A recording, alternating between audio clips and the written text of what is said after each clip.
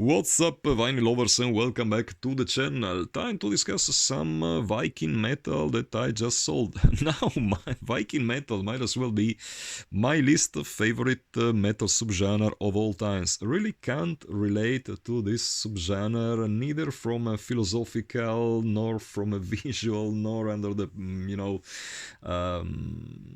musical point of view. This genre just doesn't do it for me. I mean, philosophically speaking, I really don't see what the big appeal with this whole Norse religion is all about. I mean, I'm a Mediterranean soul. I do understand why people coming from the Scandinavia might feel attached to this kind of music, because of course it's part of their traditions. But me as a Mediterranean person, I just really don't see why I should be attracted to it. I mean, historically speaking, might be cool, but anything that reeks of like rune eroticism, just I don't know. It sounds so uninteresting to me, in lack of a better expression. Just doesn't have anything remotely interesting to me. We don't really have much snow in here. We don't really have this kind of snowy mountains. Nothing about this the concept of Viking metal is ever interesting to me. As I said before, the whole rune alphabet just looks silly as hell, in my humble opinion. Musically speaking, yeah, I mean, I do see why some bands might be fairly interesting. I mean, they are decent players, whatever. I do like some Amon Amarth to some extent, but yeah, other than that, really can't get into it. But to every rule, its exception, and in my case, the exception is called Enslaved. I'm a big Enslaved fan, as a matter of fact. At least, better said, I'm a big fan of the first 4 releases by the band. This is their second LP, I stand corrected, the third LP, Frost. Actually, the first one that came out on Osmose Productions in 1994. Original first pressing. This is, of course, old school classic Enslaved, from the times when they were still having the 2 inverted crosses in their logo.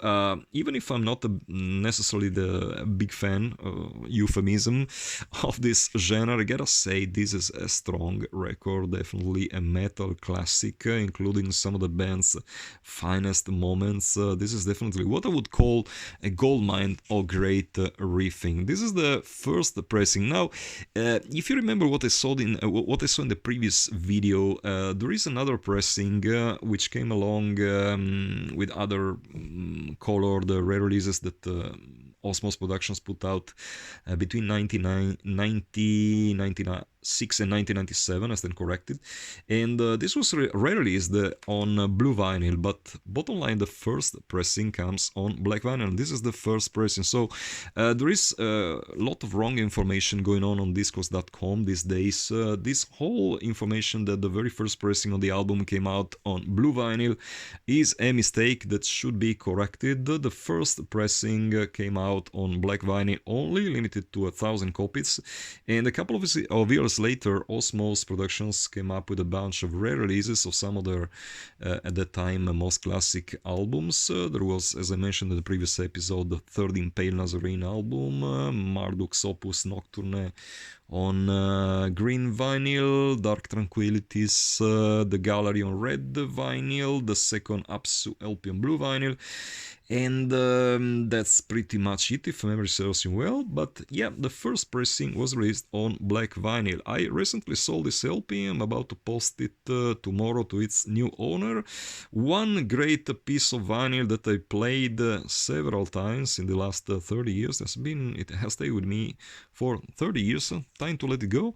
Signed by Grutle and Ivar, 2 of the kindest, most friendly and lovely people I've ever met in the metal community. I attended one of the band's gigs in Slovenia like 20 years ago.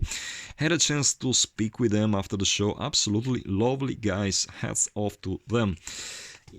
Eld, this is another LP that I sold by the band. This is actually their fourth album, 1997, Osmos Productions. This time limited to 1,500 units, hand numbered. This comes on a really beautiful gatefold edition, glossy cover. Those were the days. And this is the first album released with a slightly altered logo, including the Thor's hammer symbol.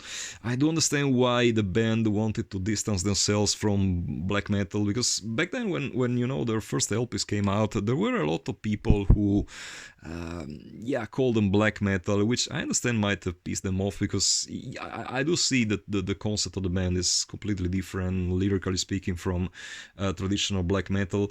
This is, in my opinion, the very last classic Enslaved album.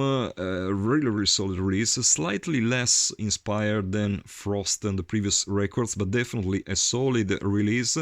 Sadly enough, the albums that followed, I don't know, they just weren't all that interesting in my opinion. They became kind of sort of formulaic, I would say. Like, not saying they were bad by any stretch of the imagination, but I feel like Enslaved peaked on the first 4 albums, and everything that came afterwards was kind of redundant or just repetitive, slightly repetitive in my opinion.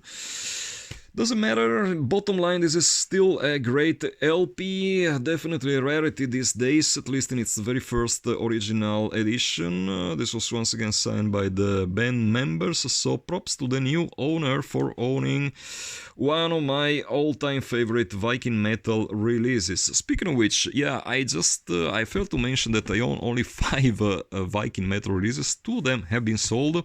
Now you guess which are the 3 ones I am left with. This is like a sort of an old school metal vinyl competition. If you somehow guess which Viking metal records are still in my collection, you're gonna win a signed Deathcrush Posercorpse original LP. No, not really.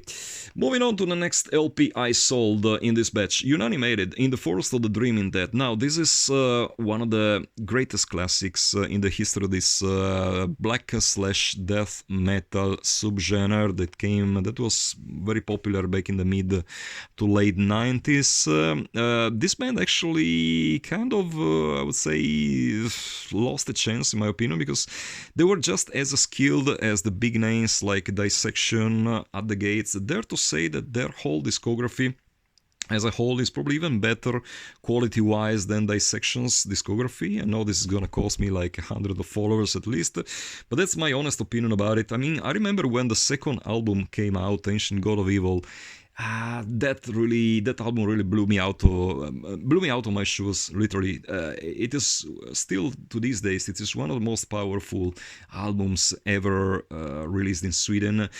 In hindsight, I would say this band should have been really much bigger. Unfortunately, had some, lineup issues, whatever.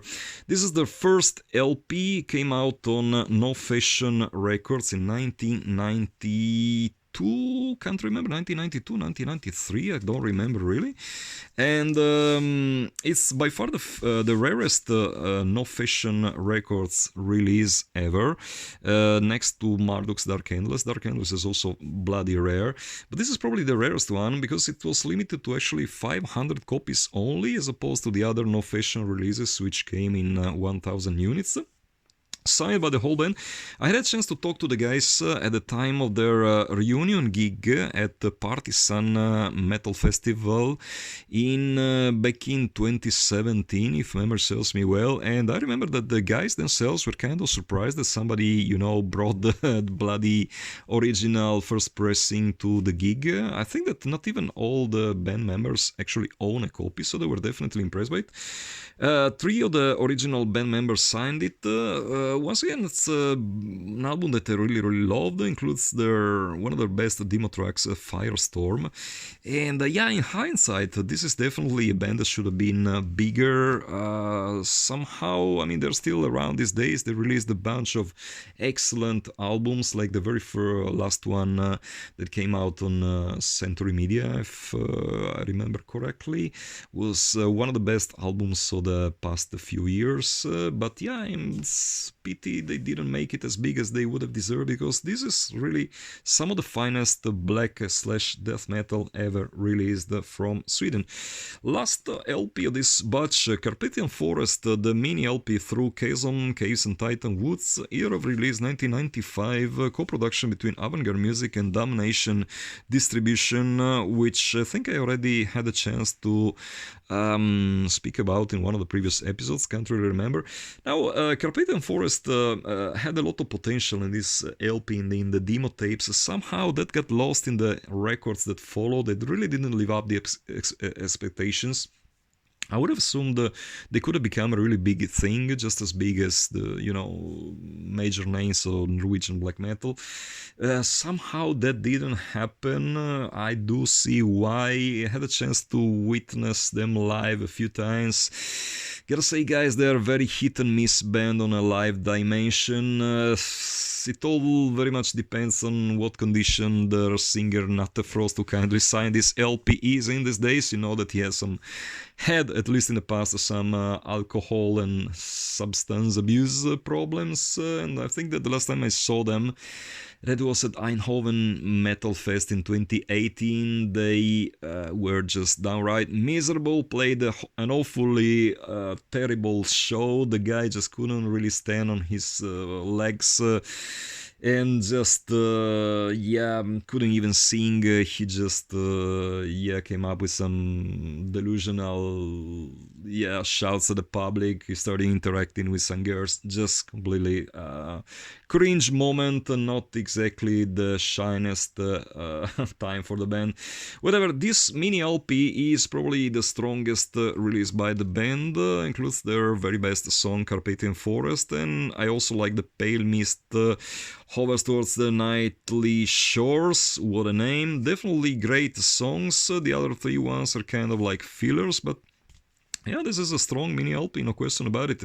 I sort of like the following album, Black Shining Leather and Morbid Fascination of Death. I'm sorry for my poor English, but everything that followed, once again, kind of was subpar, and at a certain point I just lost interest in the band. I'm really not sure if they're still going around these days, what they are up to, if the guy somehow managed to get back on track. Really wish him the best, but it is what it is. This LP was actually re-released a number of times. There is even a bootleg version, split LP with Dark Funeral, out of all bands. I don't know really what was the idea behind that LP. Somehow they put the first mini LP, so some generic bootleg label decided to re-release this LP, and the very first Dark Funeral LP as a standalone release. Really don't understand why.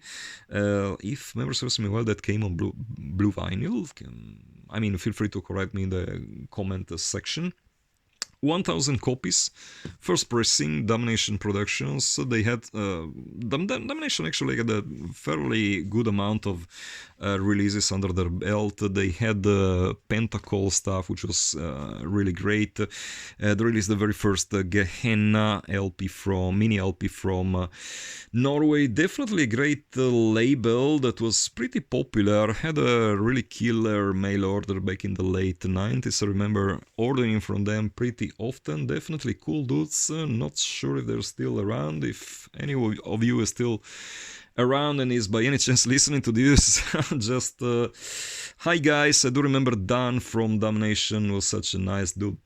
So guys, that does it for this episode. There's another load of records that left my collection. As usual, feel free to let me know down in the comments what you think about these releases. Do you have them in your personal collection? Is there any memory that you are that you would be willing to share with the rest of us vinyl lovers? If so, just drop me a line, and don't forget to answer the contest. Which are the 3 remaining Viking Metal LPs in my collection? There's a Deathcrush original Posercorpse LP waiting for you. Free shipping, of course. Till the next time, keep it loud and heavy.